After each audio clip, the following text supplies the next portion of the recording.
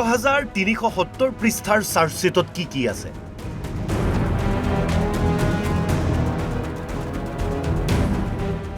চাৰিটাকৈ আধাৰৰ ভিত্তিত 7 অভিযুক্তক গ্ৰেপ্তাৰ।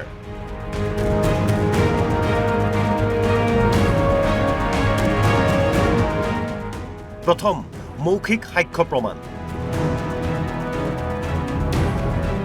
দ্বিতীয় ডিজিটেল তথ্য,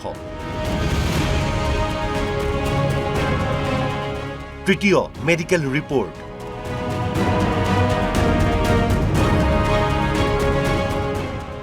চতুৰ্থ অৰ্থনৈতিক তথ্য। মূলত এইকেইটা আধাৰৰ ভিত্তিত 7 অভিযুক্তক গ্ৰেপ্তাৰ কৰিলে SIT-য়ে। মৌখিক সাক্ষ্যত আছে 397 গৰাকী ব্যক্তিয়ে দিয়া ভাষ্য। অভিযুক্তসকলে জুবিনক কেনেকৈ ব্যৱহাৰ কৰিছিল তাৰ সাক্ষ্য সন্নিৱিষ্ট হৈছে চাৰ্জশ্বিটত। ডিজিটেল তথ্যত চাৰ্জশ্বিটত সংলগ্ন কৰিছে mobile phone, laptop, CCTV visuals আৰু হোৱাটছএপ মেছেজ।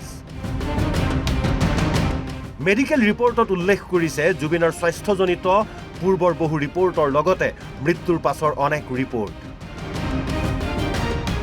অৰ্থনৈতিক দিশটোত জুবিনৰ নিজা প্ৰডাকশ্যনৰ একাউণ্টছ, ৰয়েলিটি, বিভিন্ন অনুষ্ঠানৰ মাননিৰ চুক্তিপত্ৰ সন্নিৱিষ্ট কৰিছে।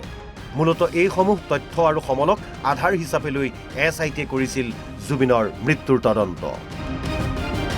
চাৰ্জশ্বিটৰ পৃষ্ঠাই পৃষ্ঠাই সিদ্ধাৰ্থৰ লুণ্ঠনৰ কাহিনী। প্ৰতিটো অনুষ্ঠানৰ সৈতে জুবিনৰ হৈ চুক্তি কৰিছিল মেনেজাৰ সিদ্ধাৰ্থই।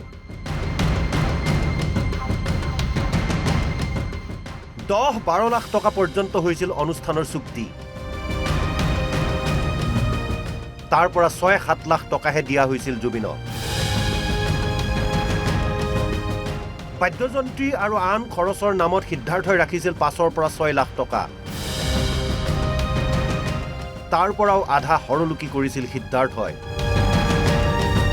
আটাইতকৈ ডাঙৰ কথাটো হ'ল জুবিনক দিয়া 6-7 লাখ টকাৰ পৰাও 15% কমিশ্যন লৈছিল সিদ্ধাৰ্থই। লুণ্ঠনৰ এনে ভয়াৱহ তথ্য চাৰ্জশ্বিটত উল্লেখ আছে।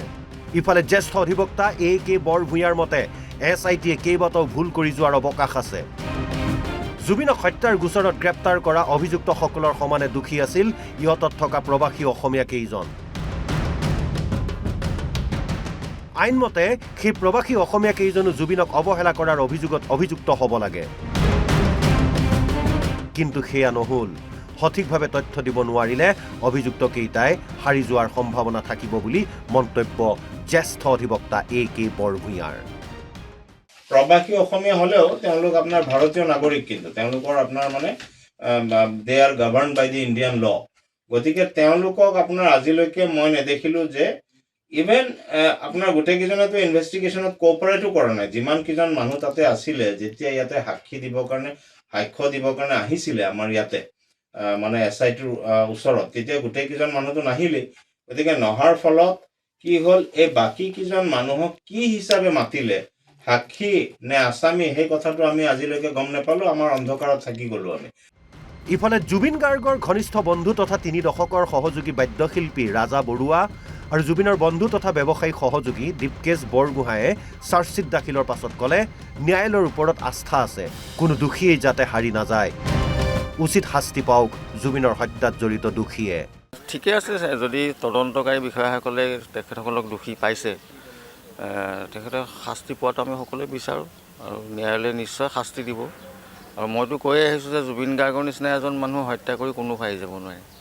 মানুহজন যিয়েই নহওক, লাগিলে যিয়ে যেনেকুৱা ৰেংকৰে মানুহ নহওক, তেওঁ শাস্তি পাব। আৰু আমি দেখি যাম তেওঁ শাস্তি পোৱাটো আমি জীৱিত কালতে দেখি যাম যে এজন জুবিন গাৰ্গৰ আচল হত্যাকাৰী আছিলে, তেওঁ শাস্তি পাইছে।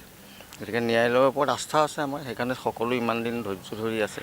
তাৰে জুবিনদাৰ নিচিনা এজন ব্যক্তিৰ ন্যায় যাতে সোনকালে এই অৱসান ঘটে, এই হত্যাৰ যিটো গোচৰ মানে আহিছে সেইটো যাতে ক্ষিপ্ৰতাৰে আগবাঢ়ে ফাষ্ট ট্ৰেক আদালতত আমি বিচাৰোঁ। সেই ধাৰামতে যি শাস্তি পাব লাগে আচলতে দোষীয়ে, সেইটো পোৱাটো আমি কামনা কৰোঁ। ভিডিঅ' জাৰ্নেলিষ্ট শংকৰ আৰু বিষ্ণুৰ সৈতে দীপাংকৰ মেধি আৰু হাফিজুৰ ৰহমানৰ ৰিপৰ্ট, অসম লাইভ 24।